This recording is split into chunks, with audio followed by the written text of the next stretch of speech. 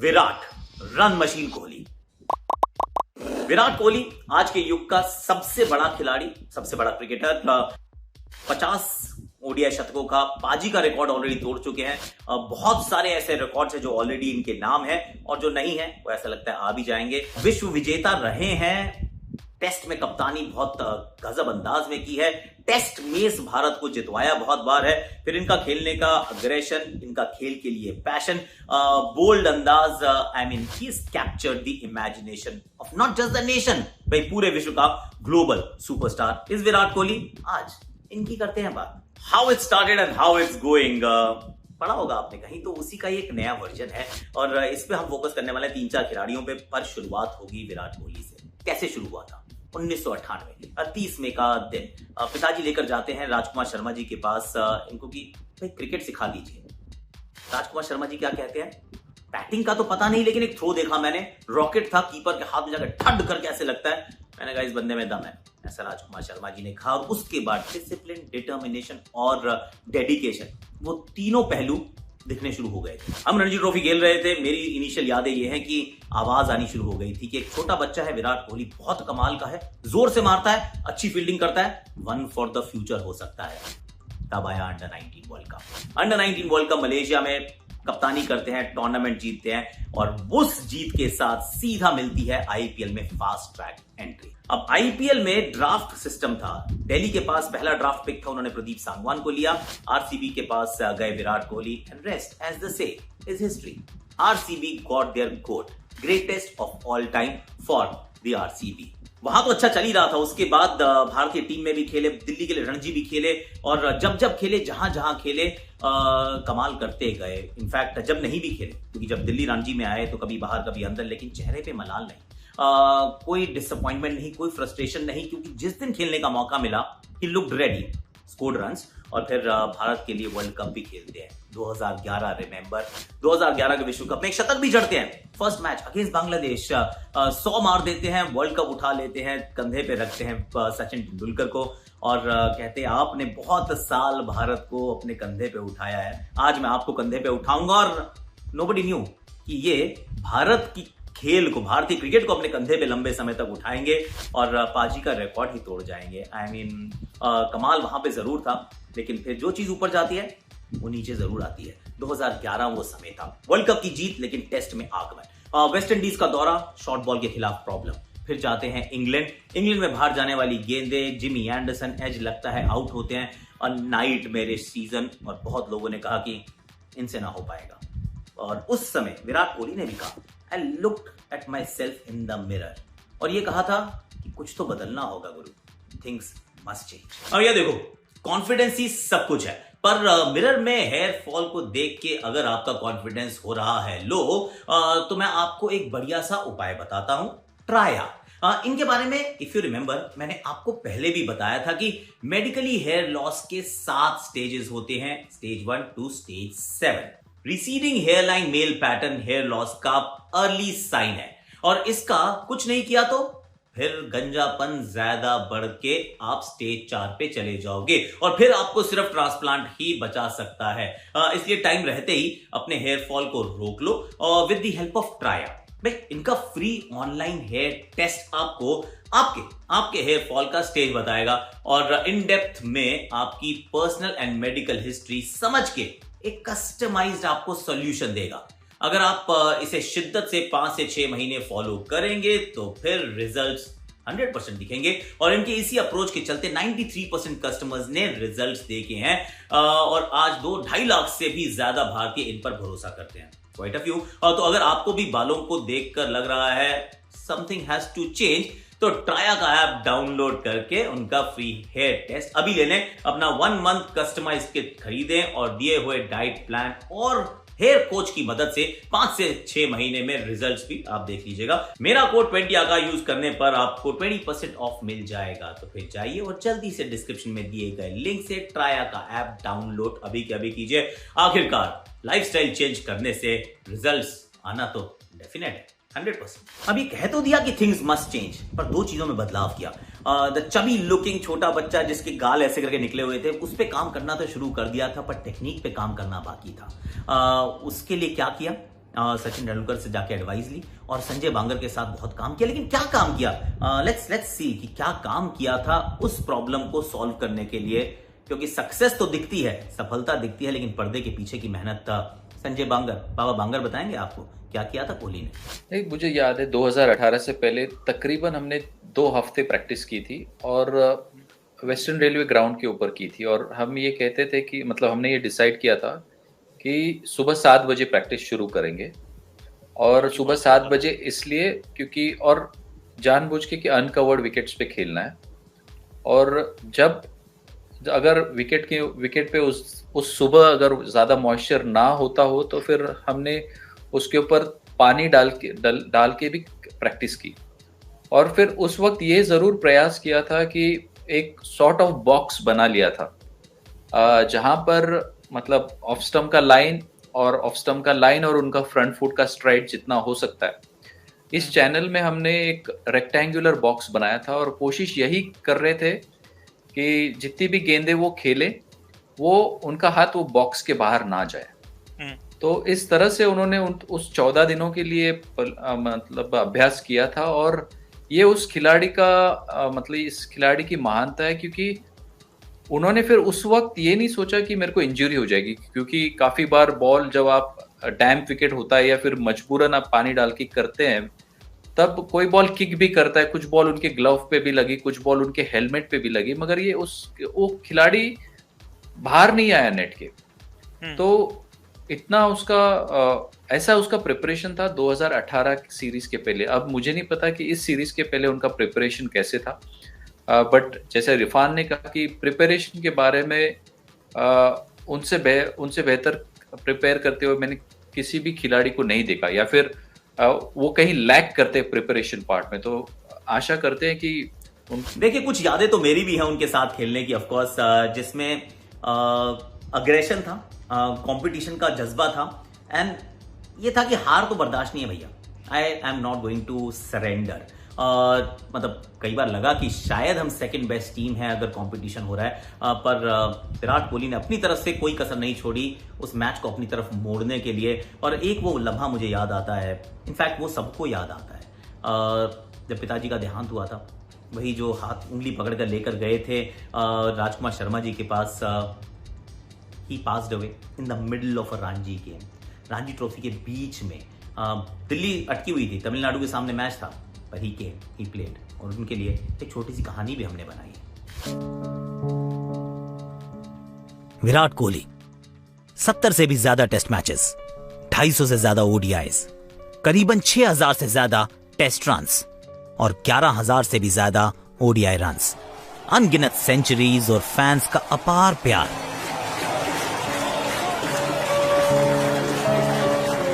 लेकिन वक्त हमेशा एक सा नहीं होता। कहानी है साल 2006 की, जब विराट केवल 18 साल के ही थे। 40 पे बैटिंग करते हुए विराट जब शाम को घर पहुंचे तो देखा विराट के पिताजी, जिनका सिर्फ एक ही सपना था, अपने छोटे से बेटे को बड़ा क्रिकेटर बनते देखना। 18 की उम्र में 40 के स्कोर पे विराट नाबाद थे, पर जिन आंखों ने उनके लिए सपना देखा था वो आंखें अब हमेशा के लिए बंद हो चुकी थी। पिताजी अब नहीं रहे। वो रात विराट की जिंदगी की सबसे लंबी रात थी। विराट रात भर पापा के सिरहाने बैठे रहे, शायद उनसे यही बोल रहे थे कि पापा, आपका सपना मैं जरूर पूरा करूंगा। अगली ही सुबह जब विराट अपना किट बैग उठाकर ग्राउंड की तरफ चल पड़े तो उनकी मां ने उनसे कुछ नहीं पूछा। मां को शायद पहली बार उस सफेद जर्सी में क्रिकेटर नहीं बल्कि अपने पापा का बेटा दिखा। ड्रेसिंग रूम में बैठे सीनियर्स उनको देखकर हैरान हो गए। दिल्ली टीम को तो उनकी जरूरत थी, क्योंकि कर्नाटक के खिलाफ दिल्ली की हालत पतली थी।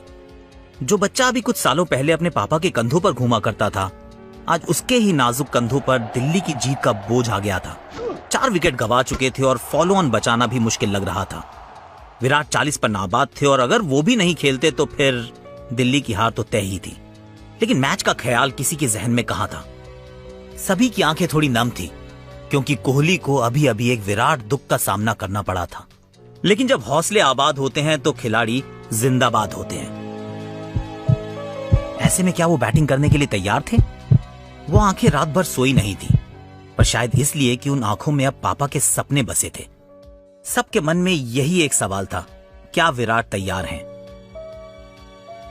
विराट बस वही कर रहे थे जो उनके पापा चाहते थे।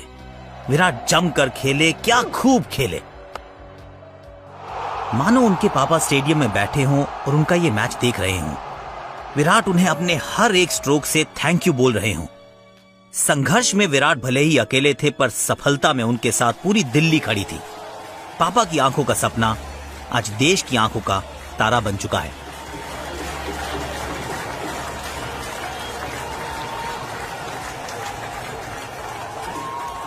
कैसी लगी आपको बताइएगा जरूर, क्योंकि उस दिन तो आंखें हम सबकी नम थी। हमने भी कहा था मत खेल यार, इट्स एब्सोल्युटली ओके, पर वो खेले और दिखा दिया कि वो कहते हैं पूत के पांव पालने में दिख जाते हैं। तो वहां टेक्निक और वो कहते हैं स्किल नहीं दिखे थे, वहां टेम्परामेंट दिखा था कि अगर फोकस कर लिया तो ये अश्वमेघ का घोड़ा बन सकता है। आई मीन दैट वो वाला काम विराट कोहली ने वहां शुरू किया। पर जब मैं विराट कोहली के करियर को देखता हूं तो मुझे वो 5 बहुत बड़ी चीजें याद आती हैं। ऑफ कोर्स डिसिप्लिन याद आता है, वो डेडिकेशन याद आती है, खेल के लिए अपना इंप्रूव करने का जज्बा याद आता है, to become the best that he could be. लेकिन एक चीज जो चीज इनको डिफाइन करती है और वो ना द चेज गेम। ये चेज मास्टर है, मॉडर्न मास्टर है, चेज मास्टर है। और चेज मास्टर के जो नाम का जो वहां सबसे पहले जो इनका मुझे लगता है वो कॉइन हुआ था, वो था श्रीलंका वाला मैच। आई थिंक होबार्ट में खेला गया था, जिसमें भारत को बोनस पॉइंट चाहिए था क्वालिफिकेशन के लिए आगे। इन्होंने लासित मलिंगा की और बाकी सब की क्या पिटाई की थी यार। उस टीम में और सीनियर्स भी थे, पर जिस तरीके से विराट कोहली खेले थे एहसास हुआ कि यार ये बंदा खास है और अलग है, अलग। और चेज में तो कुछ अलग ही हो जाता है। और उसके बाद ये चेज में रुकने का नाम नहीं लिया इन्होंने। कहीं पर भी आप खिला लीजिए, वो पाकिस्तान वाली आपको पारी याद आती है 82 नाबाद। चेज में इनके औसत जो है वो 80 की हो जाती है। कई बार होता है, हर खिलाड़ी को कुछ चीज ज्यादा पसंद होती है, पहले बैटिंग बाद में बैटिंग। इनको बाद में बैटिंग क्यों ज्यादा पसंद है? बाद में बैटिंग इसलिए पसंद है क्योंकि एक सामने टारगेट रहता है। टारगेट जब रहता है तो यहां ब्लिंकर्स लग जाते हैं। उसके बाद वो दिमाग का कैलकुलेटर जो बहुत तेजी से भागना शुरू करता है कि किसके खिलाफ कितने मारने हैं, किसके पीछे भागना है, किसको संभाल कर खेलना है, किसका सामान पैक करना है और कितना डीप लेकर जाना है। इनफैक्ट आई हर्ड हिम से वंस कि दबाव होता है, पर I keep telling my self, जब भी आप रन चेस कर रहे होते हैं दबाव होता है, but I keep reminding my self, वो शायद धोनी के साथ कॉन्वर्सेशन भी थी उनकी, कि मुझसे बहुत ज्यादा दबाव ना गेंदबाज पर भी है। तो it's all about who blinks first, कौन पहले टूटेगा। अगर मैं नहीं टूटा तो सामने वाले का टूटना 100% तय है। तो chase master, modern master is the first thing that comes to my mind. दूसरी चीज जिसकी चर्चा कम होती है पर मुझे बहुत पसंद है, वो उनकी अग्रेसिव कप्तानी, खासतौर से टेस्ट क्रिकेट में अग्रेसिव कप्तानी। वॉक द टॉक यार, बंदे ने कहा कि मैं ये ऐसे खेलना चाहता हूं और कैसे खेलना चाहता हूं। अग्रेसिव ब्रांड ऑफ क्रिकेट कहना आसान होता है, खेलना मुश्किल होता है। खेलने के लिए आपको 5 गेंदबाज खिलाने पड़ते हैं। 5 गेंदबाज खिलाने का मतलब ये होता है कि बैटर्स के ऊपर दबाव आता है और इस वजह से बहुत लंबे समय तक भारत ने कभी नहीं खिलाए 4 से ज्यादा गेंदबाज, क्योंकि कप्तान तो बैटर ही होता है। उस टेम्पलेट को बदला कि हम बाहर जाके जीतना चाहते हैं, पर बाहर जाके जीतने के लिए सिर्फ रन बनाना जरूरी नहीं है, 20 विकेट लेना जरूरी है। उसके लिए मेरे पास फास्ट बॉलिंग मैं तैयार तो कर रहा हूं, लेकिन अगर नहीं कर पाऊंगा तैयार तो एक एक्स्ट्रा बॉलर खिलाऊंगा, थोड़ा सा दबाव अपने ऊपर डालूंगा। और वो अग्रेसिव कप्तानी, look into the face of the और the eyes of the opposition और बताओ कि लड़ाई करने आए हैं हम, वी मीन बिजनेस। फिर चाहे वो आपको लॉर्ड्स का मैच याद आए जिसके अंदर उन्होंने कहा just give them hello for 90 minutes, और वो काम उन्होंने करके दिखाया। मतलब चाहे साउथ अफ्रीका की आप बात कर लीजिए, जब कप्तानी कर रहे थे जिस तरीके से वहां कप्तानी की, इनकी कप्तानी में एक बात आपको वो डीएनए हर जगह नजर आया कि कई बार वो you end up losing also, क्योंकि बैटर्स ने they didn't stand up and get counted, पर अपने ऊपर दबाव डालना, अपने खेल को और ऊंचाइयों पर ले जाना, 5 गेंदबाजों के साथ खेलना और जीत या हार सिर्फ 2 ही चीजों के साथ दोस्ती करना, draw was not an option. और वो जो अग्रेसिव कप्तानी का अंदाज था विराट कोहली का, that actually stands him apart. ये वाली का तारीफ योग्य बात है जिस तरीके से इन्होंने कप्तानी की है। देखिए एक और चीज है जिसको लोग अगेन बहुत अलग तरीके से देखते हैं, पर आरसीबी के लिए लॉयल्टी है।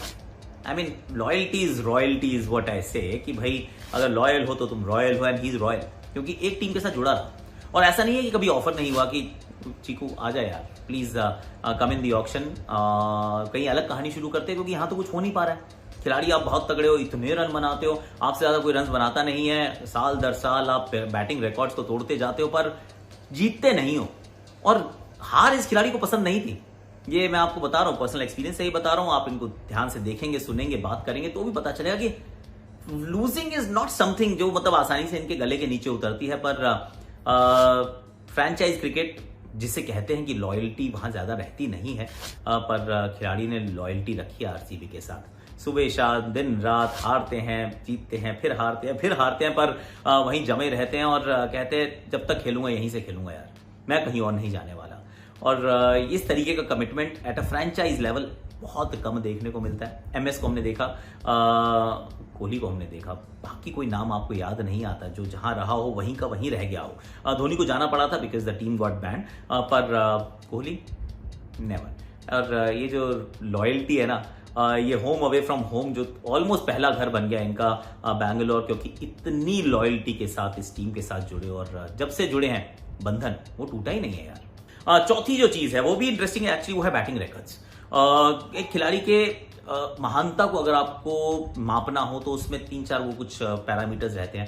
एक होता है लॉन्जेविटी, कि भाई करियर कितना लंबा है, बहुत लंबा है बंदे का यार, रुकता नहीं है, अभी 35 में लगता है कि 4 साल और खेल सकता है। उसके बाद आप देखते हैं कि यार ये कितना गेम पे कितना इंपैक्ट रहा है इनका, मैचेस जिताता है, एक पूरी जनरेशन को फिट बनाता है। आई मीन इम्पैक्ट बहुत बड़ा रहा है इनका, चाहे किसी भी दृष्टिकोण से आप देखिए। इनफैक्ट ओलंपिक्स में जब नाम आ रहा है तो कह रहे हैं कि कोहली आएगा, इसलिए हम तो बहुत अच्छा लग रहा है हमें। आई मीन जस्ट इमेजिन कि किस तरीके से लैंडस्केप को बदला है और कितने खिलाड़ियों को प्रेरित किया है कि आप खेलिए।